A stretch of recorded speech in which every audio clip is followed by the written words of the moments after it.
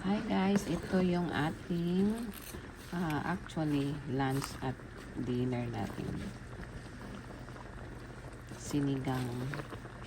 Sinigang lang to na yung ribs na may kangkong. Kasi pumunta kami ng farmers market, may nakita akong kangkong na binta ng isang farmers. Asian din yun.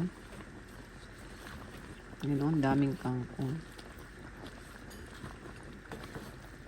Hinati ko lang yung binili ko kasi ang dami sa isang tali. Yan yung ating dinner.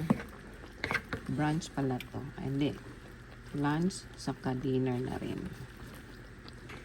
Yan ang ating ribs. Nagluto ako guys ng sinigang kasi darating yung aking easy mamaya. So nagluto